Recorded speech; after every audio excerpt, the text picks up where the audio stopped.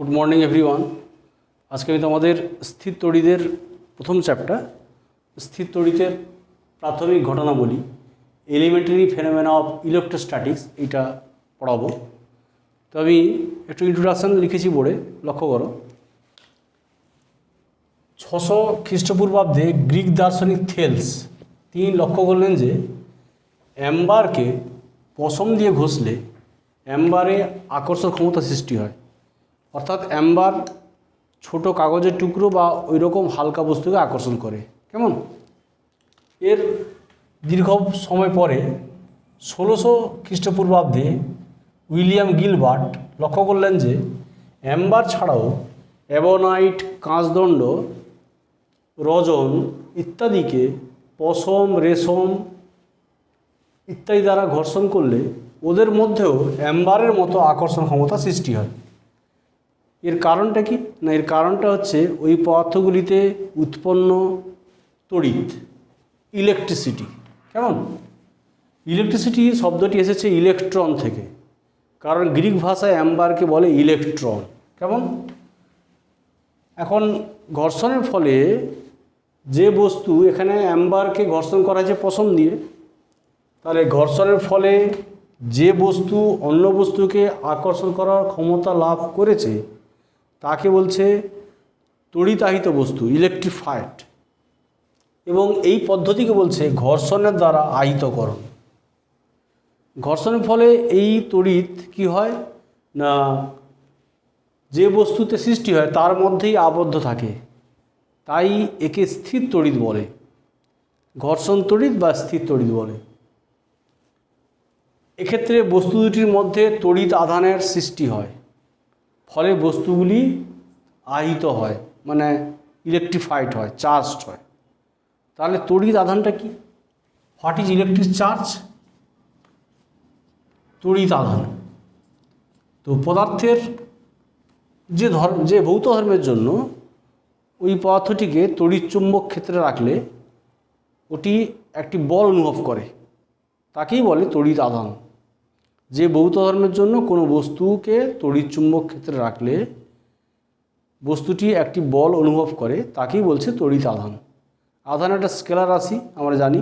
আধানের symbol Q, মাত্রা Q সমান আইটি। আর আধানের সিজিএস একক ইএসইউ, এসআই একক কুলম। তারা আমাদের মনে রাখতে হবে সম্পর্কটা, 1 কুলম সমান 3 × 10⁹ ইএসইউ অর স্ট্যাট কুলম। কেমন? Stat coulomb. তাহলে এটা হচ্ছে আধানের সিজিএস এবং এসআই এককের মধ্যে সম্পর্ক, স্ট্যাট কুলম।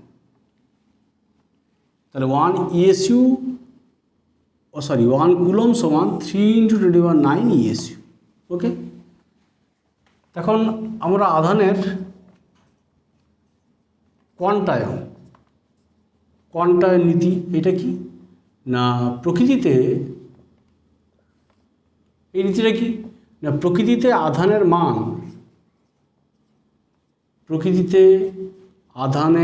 মান কি হয় না, ইলেকট্রনের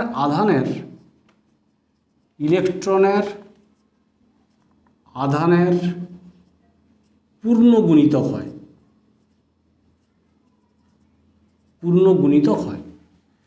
প্রকৃতিতে আধানের মান কী হয়? ইলেকট্রন আধানের পূর্ণ গুণিতক হয়। অর্থাৎ টোটাল চার্জ, মোট আধান কিউ সমান ধরো এনই প্লাসে মাইনাস এন, কিউ সমান প্লাসে মাইনাস এন, যেখানে এন হচ্ছে পূর্ণ সংখ্যা 1 2 এটসেট্রা, ই হচ্ছে ইলেকট্রনের চার্জ। কেমন? আধানের মানটা কখনো ভগ্নাংশ হয় না। ওকে, আর প্রকৃতিতে সর্বনিম্ন আধানের মান হচ্ছে ইলেকট্রনের আধান। এটাই ছিল আধানের কোয়ান্টায়ন নীতি। আধানের অপরিবর্তনীয়তা, ইনভ্যারিয়েন্স অফ চার্জ, অপরিবর্তনীয়তা। অর্থাৎ এখানে কি হয়, এখানে বলছে যে একটি আধান স্থির অবস্থা থাকলে যা হয়, সেই আধান যদি ভি বেগে গতিশীল হয়, আধানের কোনো আধানের কোনো পরিবর্তন হয় না। স্থির অবস্থায় একটি বস্তুর আধান যদি কিউ হয়, তা তাহলে গতিশীল অবস্থায়ও ওই বস্তুর আধান কত হবে? কিউ হবে। অর্থাৎ আমরা বলতে পারি যে কিউ স্থির ইকুয়াল টু কিউ গতিশীল। অর্থাৎ তড়িৎ আধানের মান নির্দেশতন্ত্রের উপর নির্ভর করে না। কেমন? নির্দেশতন্ত্র নিরপেক্ষ। এটাই হচ্ছে আধানের অপরিবর্তনীয়তা। এখন আমরা আধানের সংরক্ষণ সূত্র বলব।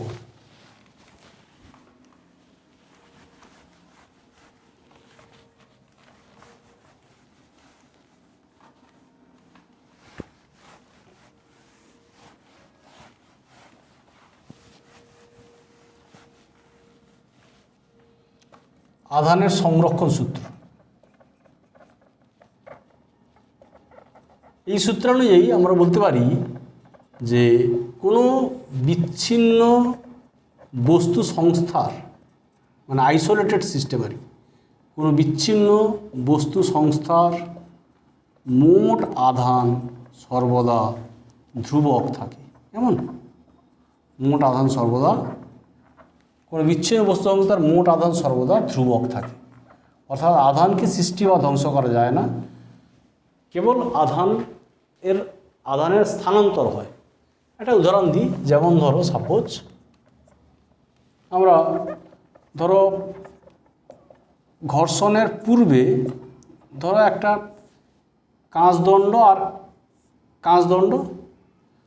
কাঁচদণ্ডকে আমরা পশম দিয়ে ঘষেছি। এটা ধরো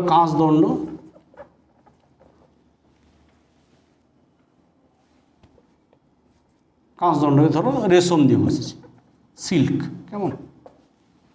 তো কাঁচদণ্ডকে রেশম দিয়ে ঘষলে কাঁচদণ্ডে হয় ঘর্ষণের পূর্বে এদের মোট আধানের পরিমাণ 0। আমরা জানি যে মানে পদার্থ নিস্তড়িত হয়, তো কাঁচদণ্ডের মোট আধান 0, রেশমের মোট আধান 0। তার ঘর্ষণের পূর্বে মোট আধান 0। আর ঘর্ষণের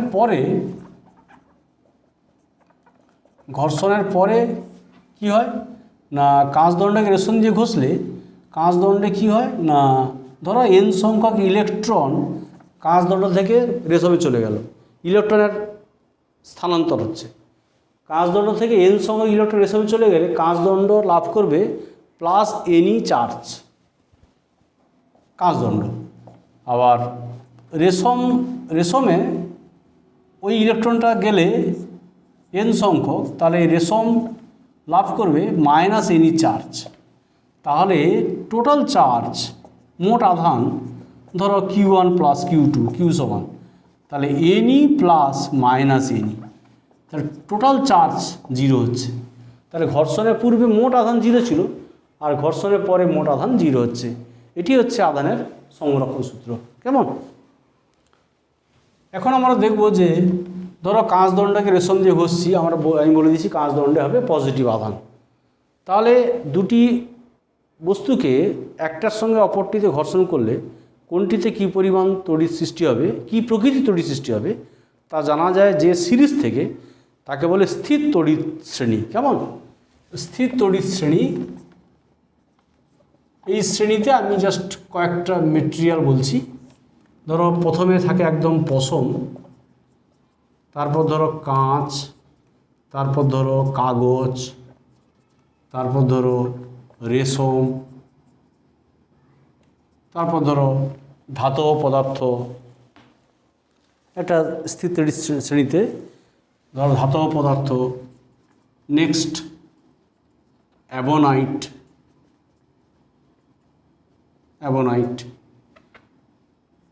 ধরো একদম শেষে থাকে এখানে সেলুলয়েড, তারপরে অ্যাম্বার, 7 নম্বর ধরো গালা, অ্যাম্বার, ধরো সেলুলয়েড। কেমন? তো এই তালিকা থেকে আমরা দেখতে পাবো যে কোনো দুটি বস্তুকে নিয়ে যদি ঘর্ষণ করা হয়, তাহলে এই সিরিজে যে বস্তুটি আগে আছে তাতে হবে ধনাত্মক আধান, আর যেটি পরে আছে তাতে হবে ঋণাত্মক আধান। এই সেন্স আমি বলেছি, দেখো কাঁচদণ্ডকে রেশম দিয়ে ঘষা হয়েছে, কাঁচদণ্ড আগে আছে রেশমের, এই সিরিজে কাঁচদণ্ড হচ্ছে পজিটিভ আর রেশম হয়েছে নেগেটিভ। কেমন? এখন আধানের আমরা বলবো যে আধান সর্বদা পরিবাহীর।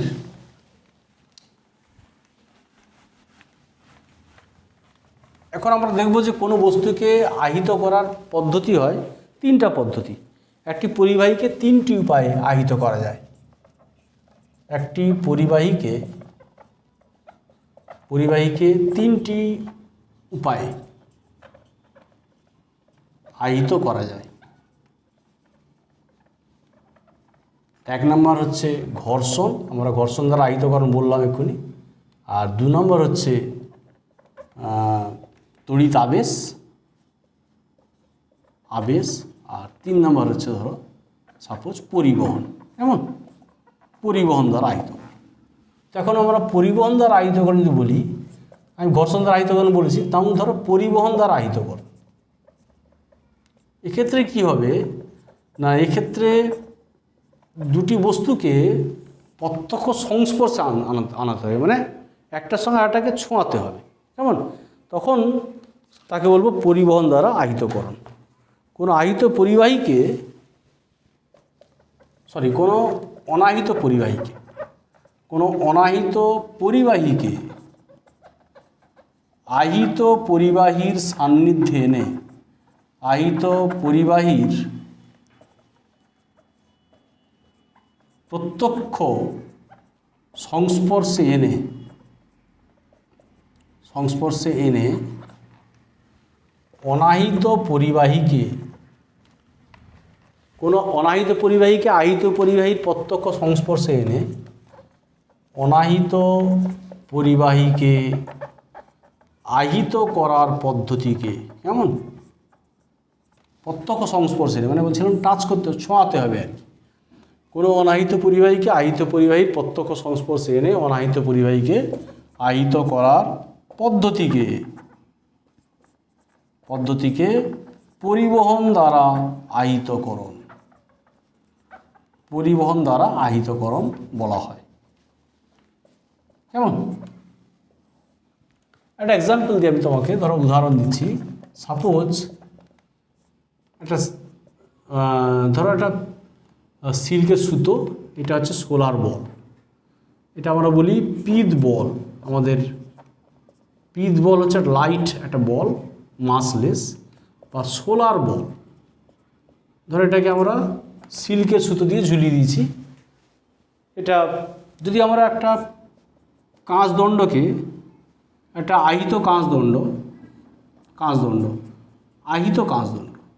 ধরো কাঁচদণ্ডটাকে আমরা রেশম দিয়ে ঘষেছি, তাহলে কী হবে? কাঁচদণ্ডে প্লাস হবে। তাহলে প্লাস আধান সৃষ্টি হলে এই কাঁচদণ্ডে কী করবে? এই সোলার বলকে আকৃষ্ট করবে। মানে সোলার বলকে কী করবে? এখানে আকৃষ্ট, মানে সোলার বলটাকে টাচ, মানে কাঁচদণ্ডের কাছে আনলে সোলার বলটা কাঁচদণ্ড দ্বারা আকৃষ্ট হবে। ওকে, এবার কিছু সময় পরে আফটার সাম টাইম কী হবে না, কাঁচদণ্ড থেকে পরিবহন পদ্ধতিতে আধান সোলার বলে চলে যাবে। ফলে প্লাস আধান চলে যাবে কাঁচদণ্ডে, সোলার বলে। তাহলে প্লাস প্লাসকে বিকর্ষণ হবে। ফলে কিছুক্ষণ পর দেখা যাবে এই সোলার বলটা দূরে সরে গেছে, মানে কাঁচদণ্ড থেকে বিকর্ষণ হয়েছে। তাহলে আমরা বলতে পারি, তার এক্ষেত্রে দেখো সোলার বলটি প্রথমে আকর্ষিত হবে, কেমন? এবং পরে বিকর্ষিত হবে। প্রথমে আকর্ষিত হবে এবং পরে বিকর্ষিত হবে। তো এটাই ছিল পরিবহন দ্বারা আহিতকরণ। এখন আমরা আবেশ বলব।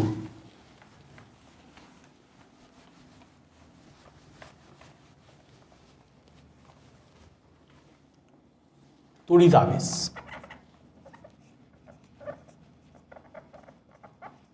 আবেশ। এটা কি? ধরো সাপোজ একটা অনাহিত পরিবাহী, এটা আহিত, কেমন? কাঁচদণ্ড, আহিত কাঁচদণ্ড। ধরো কাঁচদণ্ডকে আমরা রেশম দিয়ে ঘর্ষণ করেছি। কেমন? তাহলে কাঁচদণ্ডে কী হবে না পজিটিভ আধান, আর এটা অনাহিত, আহিত কাঁচদণ্ড আর অনাহিত পরিবাহী। তাহলে আহিত কাঁচদণ্ডকে যদি অনাহিত পরিবাহীর কাছে আনা হয় তাহলে এই কাঁচদণ্ডের কাছের প্রান্তে কী হবে, এই আধানের বিপরীত আধান এবং দূরে হবে সমধর্মী আধান সাময়িকভাবে সৃষ্টি হবে। এই ঘটনাকে বলে তড়িৎ আবেশ। সাময়িকভাবে সৃষ্টি হবে মানে এই কাঁচদণ্ডে যদি সরিয়ে নিই তাহলে এই আধান লোপ পেয়ে যাবে। কী বললাম, একটি আহিত পরিবাহীকে অনাহিত পরিবাহীর সান্নিধ্যে কাছে আনলে আহিত পরিবাহীর নিকটতম প্রান্তে কি হয়, বিপরীত আধান এবং দূরতম প্রান্তে সম আধান আবিষ্ট হয়, সাময়িকভাবে আবিষ্ট হয়। এই ঘটনাকে বলে তড়িৎ আবেশ। এই যে কাছে যে আধান হচ্ছে এইটাকে বলছে বদ্ধ আধান, মানে কাছের প্রান্তে যে বিপরীত আধান আবিষ্ট হচ্ছে তাকে বলছে বদ্ধ আধান, আর এইটাই বলছে মুক্ত আধান। কেমন? তাহলে আমরা এখানে আবেশ, তড়িৎ আবেশ বললাম।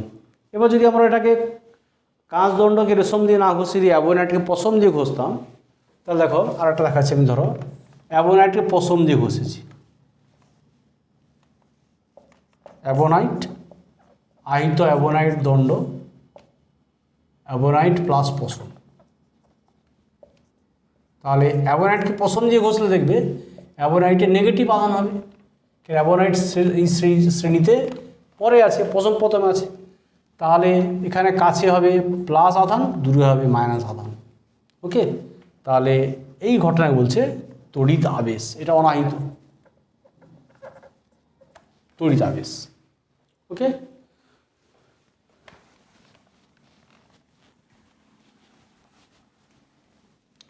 এখন আমরা বলবো যে আধান পরীক্ষা দ্বারা দেখা যায়, পরীক্ষা দ্বারা দেখা যায় আধান সর্বদা পরিবাহীর বহিঃপৃষ্ঠে থাকে। কেমন? পরিবাহীর বাইরের পৃষ্ঠে আর কি, বহিঃপৃষ্ঠে থাকে। পরিবাহীর মধ্যে কোনো আধান থাকতে পারে না, আধান সর্বদা পরিবাহীর বহিঃপৃষ্ঠে থাকে। তো এই নীতিকে কাজে লাগিয়ে কোনো স্থানকে তড়িৎ ক্ষেত্রের প্রভাব থেকে মুক্ত রাখা হয়, তাকে বলে তড়িৎ পর্দা। কেমন? তড়িৎ পর্দা বা তড়িৎ আচ্ছাদন। কি বললাম না, যে পদ্ধতিতে কোনো স্থানকে বা যে ব্যবস্থার সাহায্যে কোনো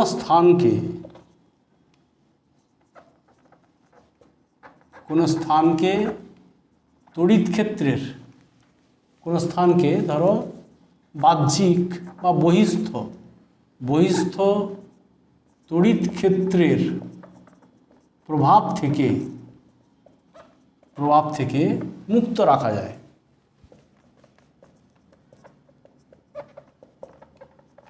যে ব্যবস্থার সাহায্যে কোনো স্থানকে বহিস্থ তড়িৎ ক্ষেত্রের প্রভাব থেকে মুক্ত রাখা যায় তাকে তড়িৎ পর্দা বলে। এখানে নীতিটা কি না, এখানে নীতি হচ্ছে এই যে আধান সর্বদা পরিবাহীর বহিঃপৃষ্ঠে থাকে, এই নীতি। আধান সর্বদা পরিবাহীর বহিঃপৃষ্ঠে থাকে, এই নীতি প্রয়োগ করা হয়। কেমন? একটা উদাহরণ দিই, একটা এক্সাম্পল বা ব্যবহারিক প্রয়োগ।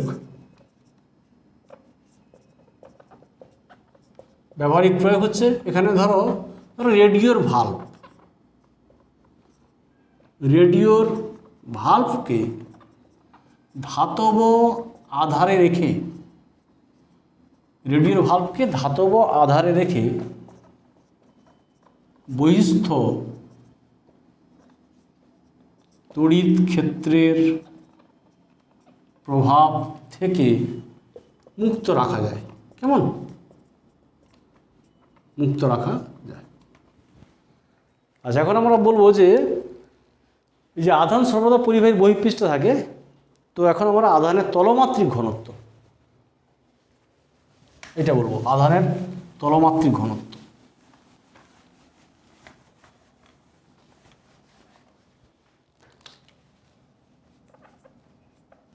এই চ্যাপ্টার সবচেয়ে ইম্পর্টেন্ট টার্ম হচ্ছে এখানে আধানের তলমাত্রিক ঘনত্ব, সারফেস ডেন্সিটি অফ চার্জ। কেমন, তো কোনো পরিবাহীর সংজ্ঞাটা কি, ডেফিনেশন, কোনো পরিবাহীর বহিঃপৃষ্ঠে কোনো বিন্দুতে প্রতি একক ক্ষেত্রফলে, এখানে আধানের তলমাত্রিক ঘনত্ব আমরা দেখাবো যে কোনো আহিত পরিবাহী চার্জড, কোনো আহিত পরিবাহীর বহিঃপৃষ্ঠের প্রতি একক ক্ষেত্রফলে যে পরিমাণ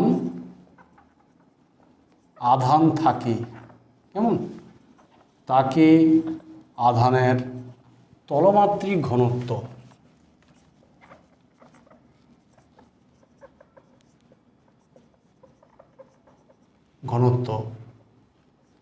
ব্র্যাকেটে সিম্বলটা হচ্ছে সিগমা।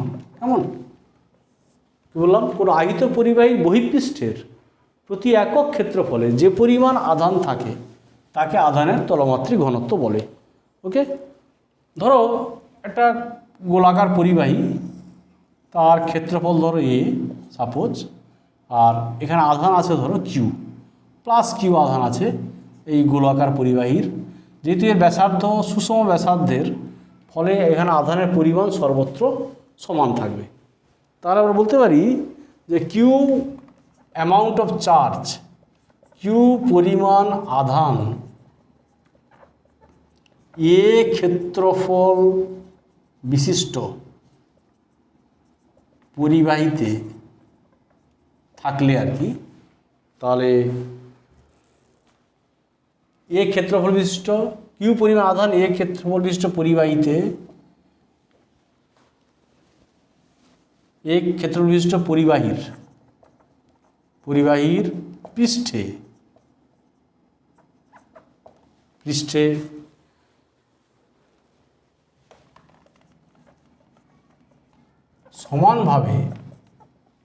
সমানভাবে থাকলে, সমানভাবে কি বলবো, ধরো বণ্টিত থাকলে বা ছড়িয়ে থাকলে আধানের তলমাত্রিক ঘনত্ব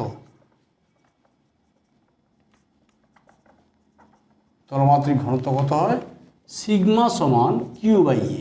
কেমন, ধরো আমরা বলেছি যে ক্ষেত্রফলে এ ক্ষেত্রফল আধান হচ্ছে কিউ, তাহলে এখানে কী লিখেছি, প্রতি একক ক্ষেত্রফলে, তার একক ক্ষেত্রফলে আধান হবে কিউ বাই এ। কেমন, তার কিউ বাই এ হচ্ছে surface density of charge, sigma সমান কিউ বাই এ। এখন এই পরিবাহী গোলক ধরো এর ব্যাসার্ধ যদি আর হয়, আর তাহলে গোলকের ক্ষেত্রফল হচ্ছে 4πr²। তাহলে আমরা বলতে পারি যে কিউ পরিমাণ আধান, তাহলে এখান থেকে বলতে পারি যে সিগমা সমান কিউ বাই 4πr²।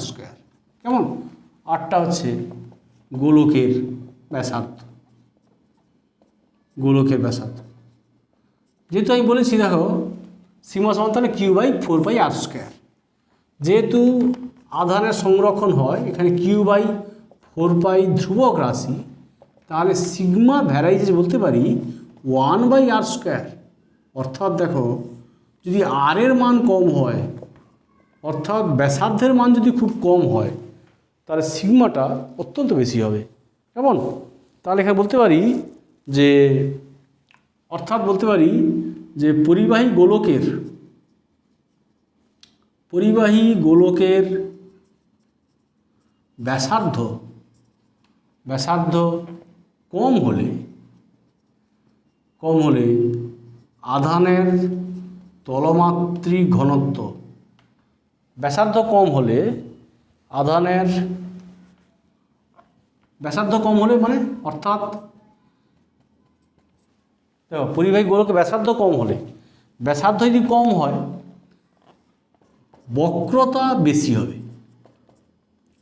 বক্রতা বেশি হলে ব্যাসার্ধ কম, দেখো এখানে ব্যাসার্ধ বেশি, ব্যাসার্ধ কম মানে বক্রতা বেশি। মানে কীরকম, ধরো একটা পরিবাহী গোলক এই মুখটায় বক্রতা বেশি, এই মুখটা দেখো বক্রতা বেশি, বক্রতা বেশি, তাহলে এটাই বলছে সূচি মুখ, যেহেতু মুখটা সূচের মতো, বা তীক্ষ্ণাগ্র, তীক্ষ্ণ অগ্র, কেমন তীক্ষ্ণাগ্র। তাহলে এইখানে সিগমা মানে সারফেস চার্জটা এখানে, পুরো চার্জটা এখানে বেশি হবে। দেখো এখানে আধানটা সর্বত্র সমানভাবে ছড়িয়েছিল, আর এই রকম আকারে পরিবাহীতে সূচি মুখে আধানের তলমাত্রিক ঘনত্ব কী হবে, বেশি হবে। সেটা লিখেছি। পরিবাহী গোলকের ব্যাসার্ধ কম হলে মানে বক্রতা বেশি হলে আধানের তলমাত্রিক ঘনত্ব বেশি হয়, ঘনত্ব বেশি হয়। অর্থাৎ বক্রতা বাড়লে আধানের তলমাত্রিক ঘনত্ব বেশি হবে ব্যাসার্ধ কম হলে। ওকে, ব্যাসার্ধ কম মানে বক্রতা বেশি হলে আধানের তলমাত্রিক ঘনত্ব কী হয়, বেশি হয়। ওকে, এখন আমরা সিগমার মানে আধানের তলমাত্রিক ঘনত্বের একক বলবো। আধানের তলমাত্রিক ঘনত্বের একক, ঘনত্বের একক সিগমা, এর একক কি, ধরো সিজিএসে আর এসআইতে সাপোজ। তাহলে আধানের তলমাত্রিক ঘনত্বের একক সিজিএসে, সিগমা মানে কিউ বাই এ, তাহলে সিজিএসে আধানের একক ইএসইউ, আর ক্ষেত্রফল মানে সেমি স্কোয়ার, তাহলে কুলম। এসআইতে হোয়ারাজ এসআইতে কত হবে, কুলম পার মিটার স্কোয়ার। ওকে, আর সিগমার ডাইমেনশন কত হবে, সিগমা মানে কিউ বাই এ, কিউ মানে মাত্রা হচ্ছে আইটি, এ মানে এল স্কোয়ার, তাহলে আইটি এল মাইনাস 2। ওকে, তাহলে তলমাত্রিক ঘনত্ব আমরা বলে দিলাম। তাহলে এখানে বোঝা যাচ্ছে যে বিন্দুতে বক্রতা বেশি সেই বিন্দুতে বেশি পরিমাণ আধান জমা থাকে। ওকে, অর্থাৎ এই প্রসঙ্গে আমরা বলে রাখতে পারি ধরো একটা শঙ্কুর শীর্ষবিন্দুতে সারফেস ডেন্সিটি চার্জ অর্থাৎ আধানের তলমাত্রিক ঘনত্ব বেশি হবে। ধরো ঘনকের শীর্ষবিন্দু 8টি, তাহলে ঘনকের 8টি শীর্ষবিন্দুতে আধানের তলমাত্রিক ঘনত্ব বেশি হবে। ওকে, তাহলে আমরা এখন এই সূচিমুখ বা তীক্ষ্ণাগ্র পরিবাহী এর অ্যাকশন মানে অ্যাকশন অফ পয়েন্টস না তীক্ষ্ণাগ্র পরিবাহীর ক্রিয়া, এটা একটু বলবো। তীক্ষ্ণাগ্র পরিবাহীর ক্রিয়া, এর দুটো ক্রিয়া হয়। নাম্বার 1 হচ্ছে সূচিমুখের তড়িৎ ক্ষরণ ক্রিয়া, দ্যাট মানে তড়িৎ ক্ষরণ ক্রিয়া, ডিসচার্জিং আর কি। আর 2 নম্বর হচ্ছে সূচিমুখের তড়িৎ সেচন ক্রিয়া। কেমন, এই দুটো অ্যাকশন আমরা একটু বলবো। সূচিমুখের স্প্রিং অ্যাকশন, তো তড়িৎ ক্ষরণ ক্রিয়াটি কি দেখো, সাপোজ এটা একটা সূচিমুখযুক্ত পরিবাহী, সূচিমুখ, তাহলে আমরা জানি যে সূচিমুখে কী হয়, আধানের তলমাত্রিক ঘনত্ব অত্যন্ত বেশি হয় কি। তাহলে এখন এখানে আধানের তলমাত্রিক ঘনত্ব বেশি হওয়ার জন্য কি করবে না, এটা আহিত পরিবাহী কি করবে না, চারপাশে অনাহিত বায়ুকণা বা ধূলিকণা এর আকর্ষণে ছুটে আসবে।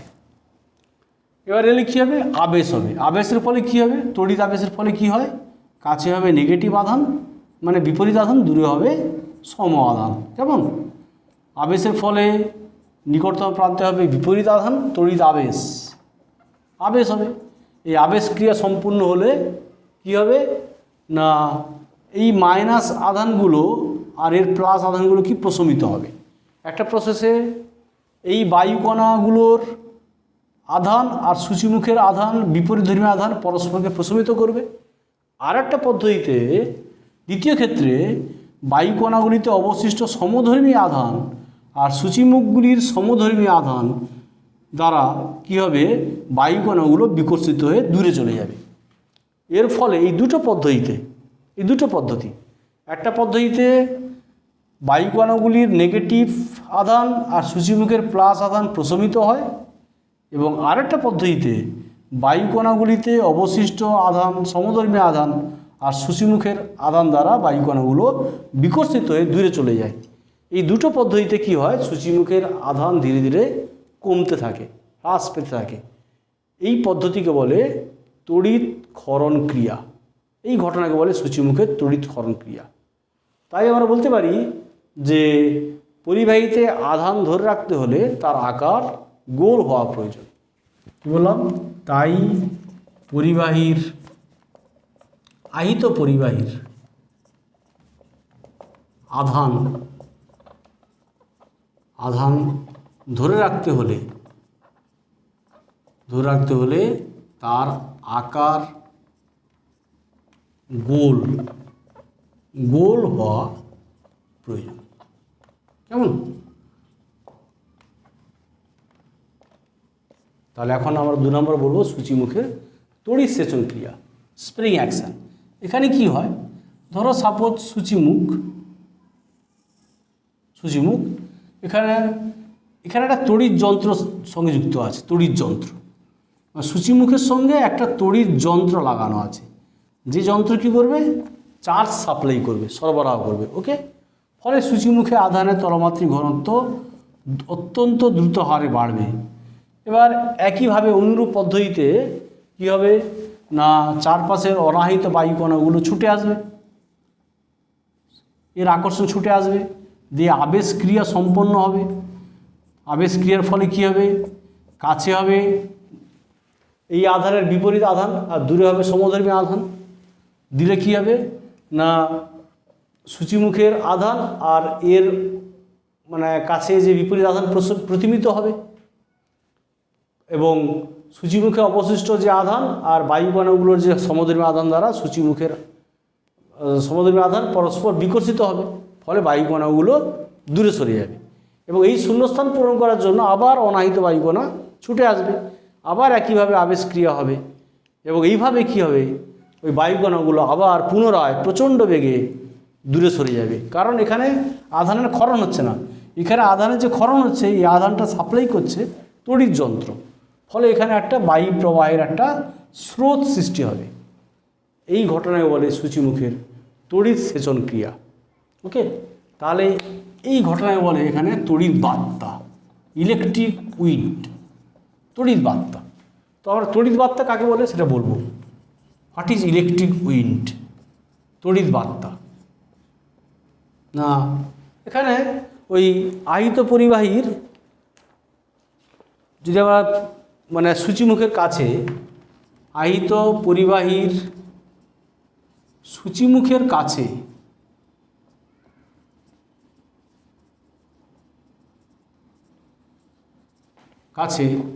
অতিরিক্ত মাত্রায় তড়িৎ সেচন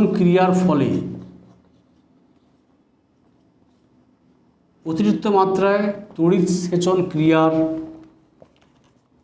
ফলে যে বায়ু প্রবাহের সৃষ্টি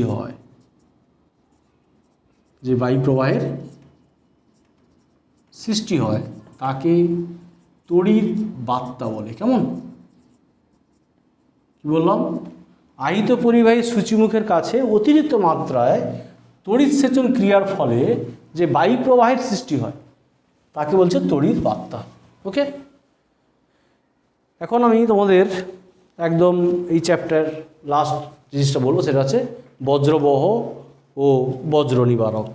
ওকে, বজ্রবহ ও বজ্র নিবারক, এটা বলে আমি এই চ্যাপ্টার শেষ করব।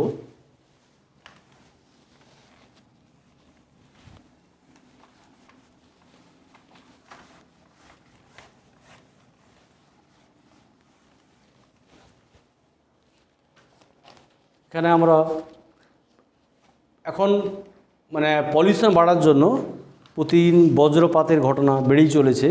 তাই আমাদের সবাইকে সচেতন হতে হবে বজ্রপাত থেকে রক্ষা পাওয়ার জন্য। এই জন্য বজ্রবহ বা বজ্র নিবারক এখানে অত্যন্ত গুরুত্বপূর্ণ ব্যাপার। তো এখন বজ্রবহ বা বজ্র নিবারক কেমন? তো এর জন্য কী করা হয় না, ধরো একটা বড় অট্টালিকা, সাপোজ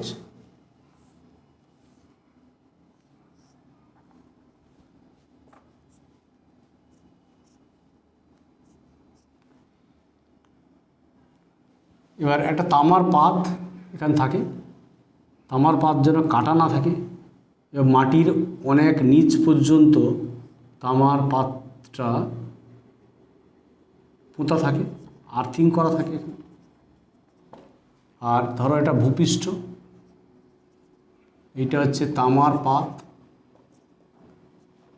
ধরো তামার পাতের মানে কিছু উপর পর্যন্ত, এই ছাদ থেকে কিছু উপর পর্যন্ত তামার পাত থাকে এবং উপরে কয়েকটা সূচিমুখ থাকে, সূচিমুখ। এবার চারপাশে অনাহিত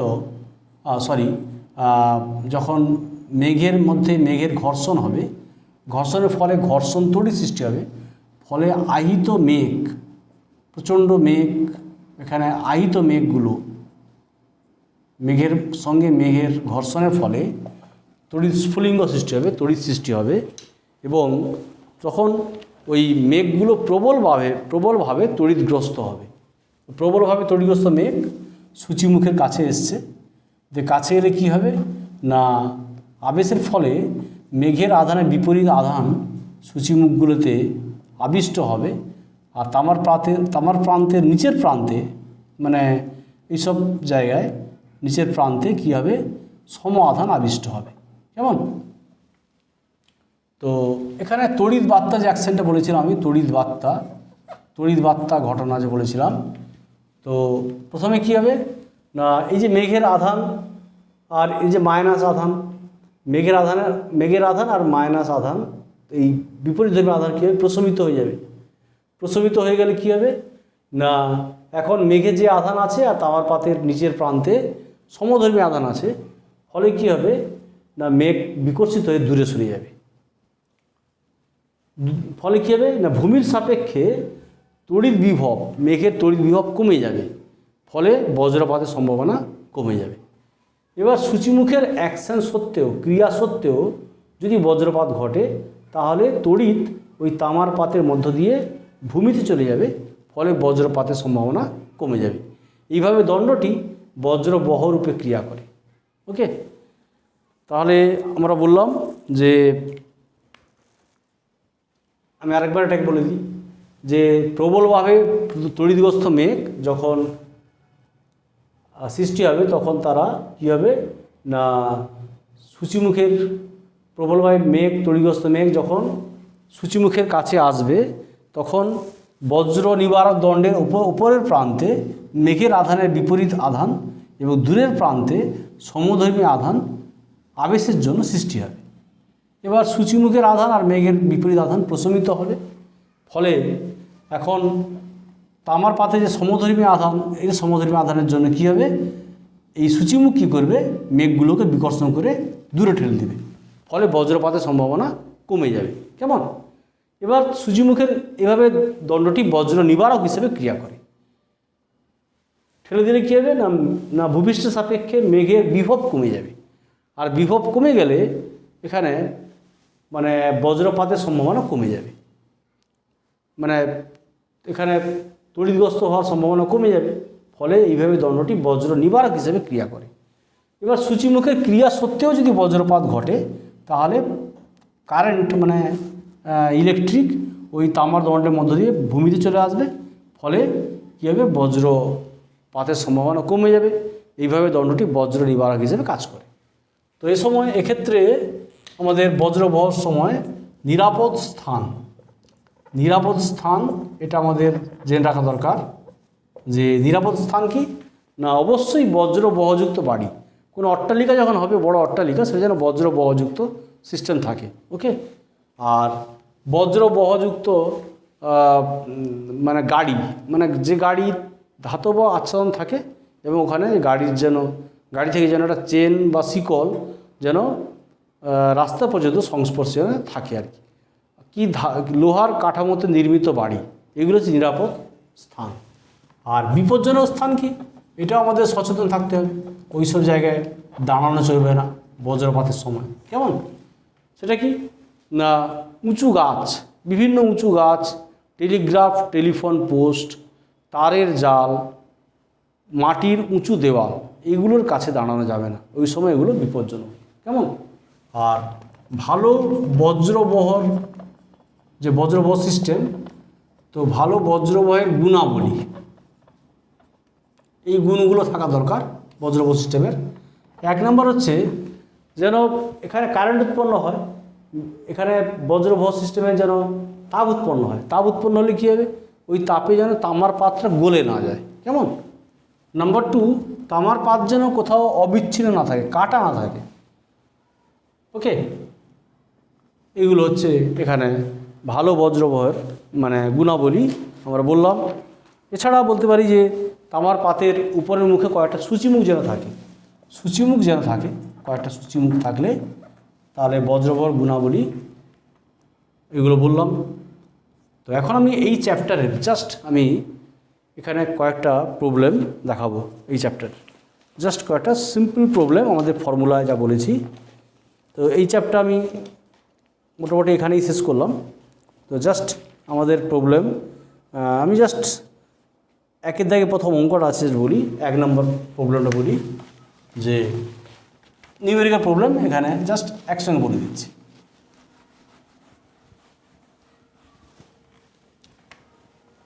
সেট 1ই আছে এখানে, দুয়ারি মজুমদার মাইতি ছায়া প্রকাশের বইতে। 1 নম্বর কি দেওয়া আছে আমরা দেখব, যে ধরো কিউ দেওয়া আছে, বলছে একটি বস্তুতে -80 মাইক্রোকুলম আধান আছে।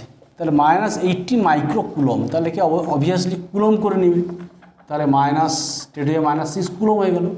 এত আধান আছে, ইলেকট্রনের সংখ্যা কত? তাহলে যেহেতু মাইনাস আছে, ইলেকট্রনের সংখ্যা বেশি আছে, তো ইলেকট্রনের সংখ্যা কত বলছে, অতিরিক্ত ইলেকট্রনের সংখ্যা কত?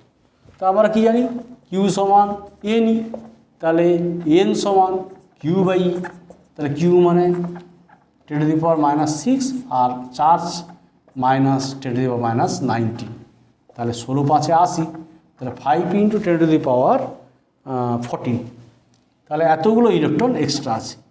তাহলে ইলেকট্রনের সংখ্যা হচ্ছে এক্সট্রা হচ্ছে 5 × 10⁻14, কেমন? এর উল্টো অঙ্কটা 3-এর দাগে আছে বলছি, একটি কাঁচদণ্ড থেকে এত সংখ্যক ইলেকট্রন সরানো হলো 3-এর দাগে, তাহলে এন দেওয়া আছে, এত সংখ্যক ইলেকট্রন সরানো হলো, তাহলে এন দেওয়া আছে, এন সমান 6.25 10⁻12, কেমন? তাহলে বলছে সরানো হলে কী হবে, কাঁচদণ্ড থেকে ইলেকট্রন যদি সরানো হয় তাহলে কাঁচদণ্ড হবে ধনাত্মক, সেই ধনাত্মক আধানের পরিমাণ কত হবে, তাহলে কিউ কত হবে, কেমন? এখানে কী ছিল, এন কত হবে, what is the value of n, আর এখানে এন দেওয়া আছে, কিউ কত হবে?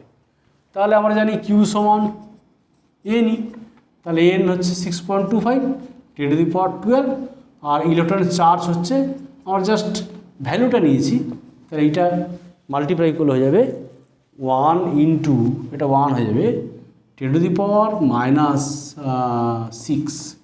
এটা হয়ে যাবে। তাহলে এত কুলম, দ্যাট মিন্স 1 মাইক্রোকুলম, কেমন? এটা হচ্ছে 2-এর দাগে। জাস্ট আমরা আর একটা অঙ্ক করবো, একদম 10-এরটা।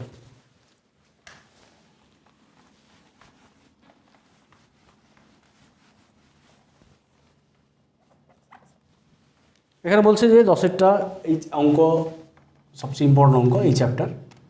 তো এখানে কি দেওয়া আছে, ধরো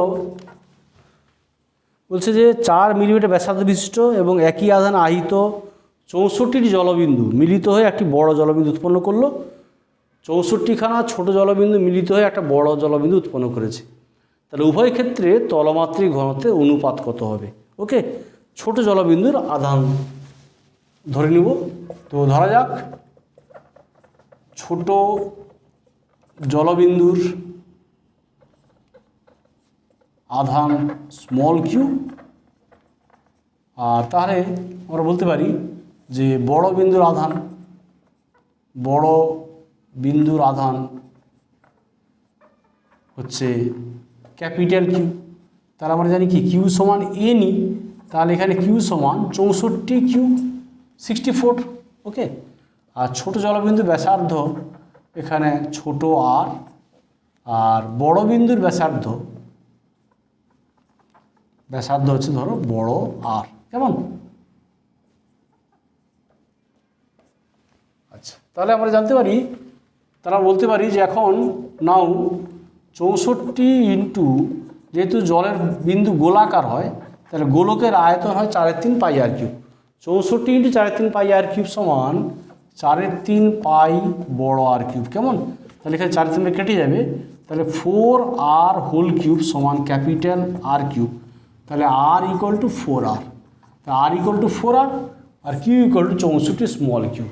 তাহলে এখন তলমাত্রিক ঘনত্ব সিগমা বিগ তোর বড় বিন্দুর বাই সিগমা স্মল। কেমন? তাহলে সিগমা মানে কি q by 4 pi r square. Sigma মানে q by 4 pi r square, আর this is small q by 4 pi small r square. তাহলে q by capital q by small q into small r by capital r এর whole square.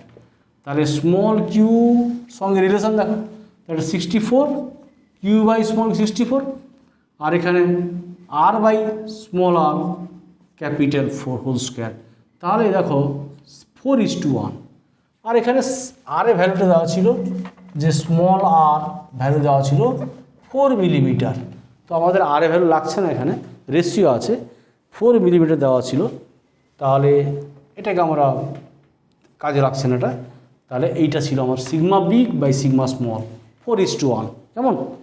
তাহলে আমি এই chapter আজকে এখানে শেষ করলাম। নেক্সট ক্লাস ফলো করো। আর কোনো অঙ্ক না পারলে আমি কমেন্টে বলবে, আর কোনো কোশ্চেন থাকলে কমেন্ট অবশ্যই করবে। আজকে এই পর্যন্ত, থ্যাংক ইউ।